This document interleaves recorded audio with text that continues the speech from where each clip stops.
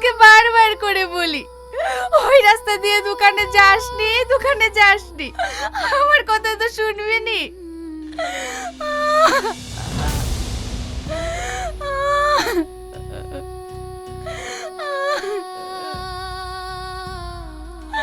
তোর যদি কিছু হয়ে যেত তাহলে আমি কাকে নিয়ে বাঁচতাম বল? আপনি এত চিন্তা করবেন না, তেমন কিছু হয়নি, সামান্য একটু চোট লেগেছে। কোথায় সামান্য চোট লেগেছে? কতখানি মাথা ফেটে গেছে।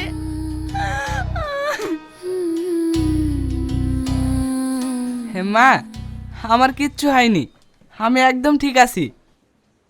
চুপ কর তুই। দরকার হয় আমি তোকে লোকের বাড়ি কাজ করে খাওয়াবো, তাও তোকে আর ওই দোকানে কাজ করতে দেব না।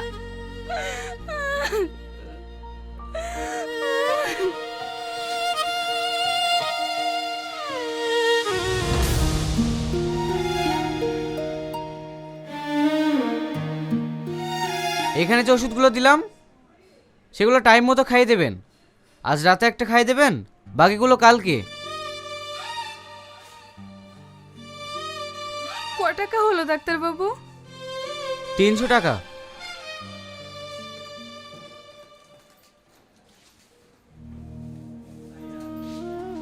চ বাবু, বাড়ি চ।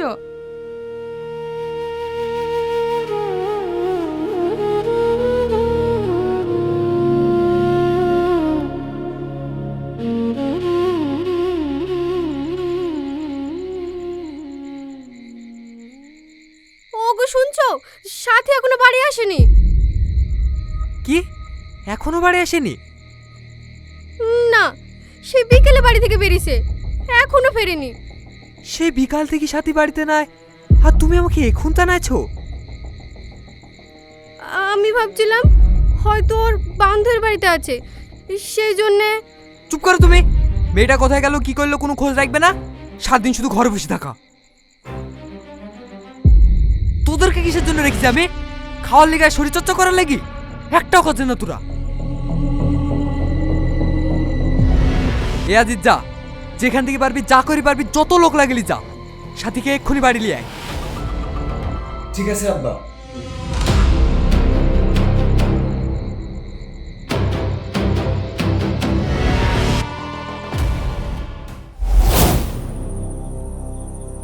মায়া, হে মায়া, বাইরে আয়, বাইরে আয় বলছি।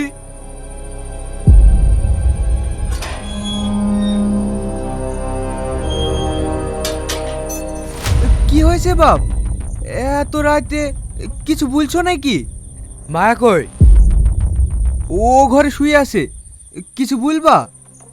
এক্ষুনি ওকে ডাকুন। কেন বাপ, কি হয়েছে? আমাকে বলো। আপনি ওসব কিছু বুঝতে পারবেন না, মায়া সব কিছু জানে। মায়াকে ডাকুন। মায়া, একটু বাইরে আয় তো মা।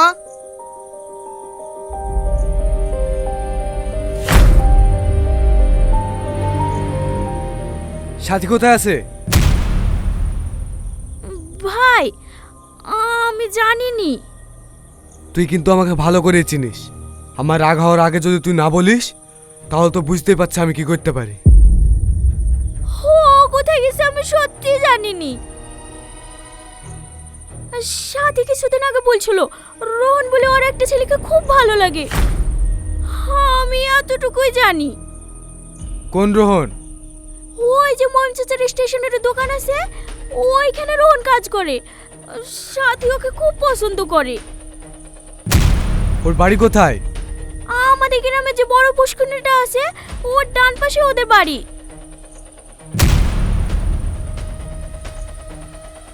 চ।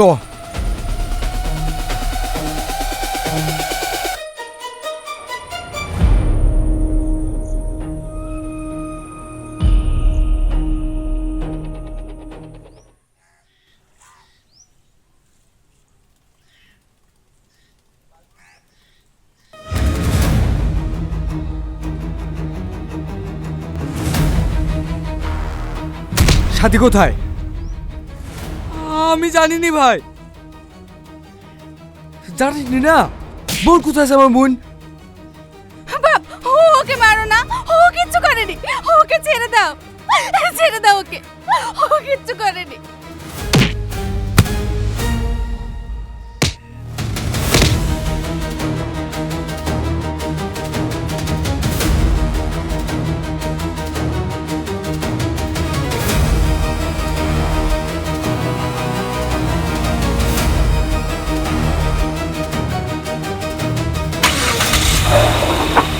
ওকে নিয়ে যাও না, ও কিছু করেনি, ওকে নিয়ে যাও না মা।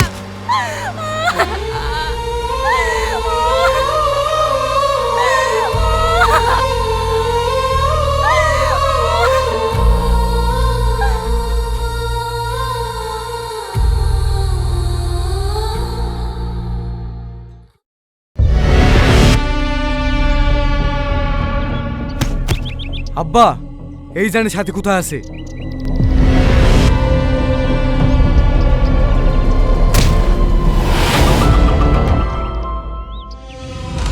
বল আমার মেয়ে কোথায় আছে? আমি সত্যি বলছি, আমি জানিনি সাথী কোথায়। আমরা যখন কথা বলছিলাম রাস্তায় দাঁড়িয়ে, তখন একজন এসে আমার মাথায় মেরে সাথীকে ধরে নিয়ে চলে গেল। বিশ্বাস করেন, তারপর থেকে আমি কিচ্ছু জানিনি এই সাথী কোথায় আছে না আছে।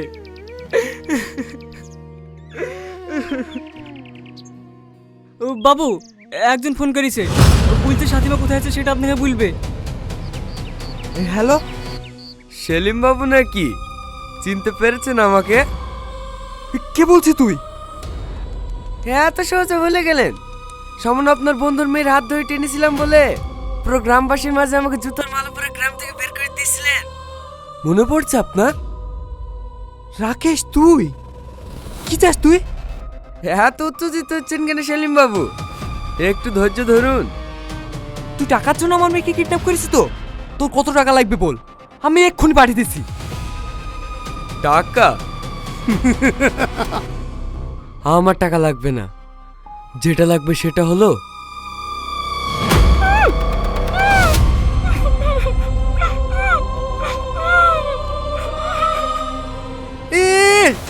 আমার মেয়ে শরীরে হাত দিলে তোর হাত আমি কেটে কেটে কুচি কুচি করে কুকুরদের খাই দেবো। এই যে তুই কষ্ট আছিস, এইটাই আমি চাই।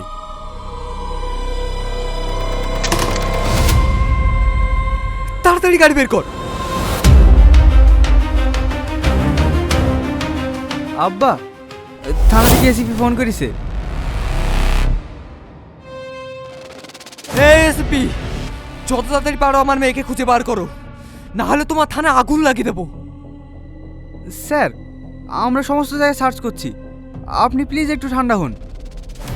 আমার মেয়ের শরীরে অন্য একটা ছেলে হাত দেবে আর আমি ঠান্ডা হব?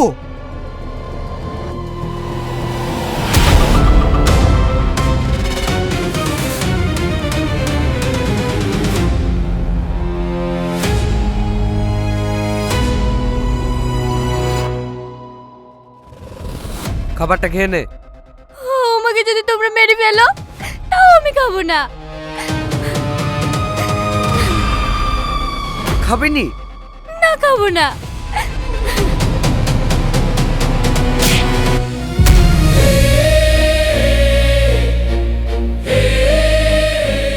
এখনো বলছি ভালো চাস তো খেয়ে নে। আরে লাইলা কি আমাদের কথা শুনবে? ওর মজনুর দরকার, বুঝলি? মজনু? এই সাল্লু যা, যত তাড়াতাড়ি পারিস রোহনকে এখানে তুলে নিয়ে আয়।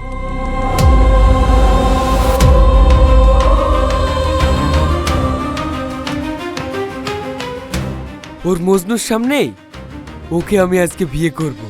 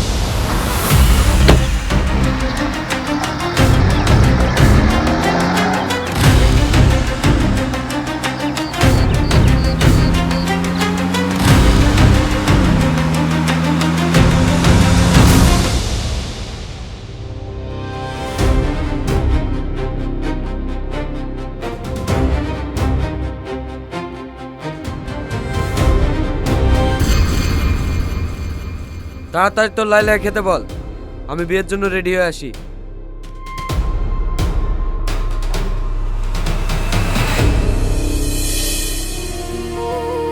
কে দোনো সাথী, প্লিজ খেয়ে নাও। তোমার লজ্জা করে না? নিজের ভালোবাসার মানুষকে অন্য কেউ বিয়ে করবে, এটা জানার পরে তুমি আমাকে খেতে বলছো।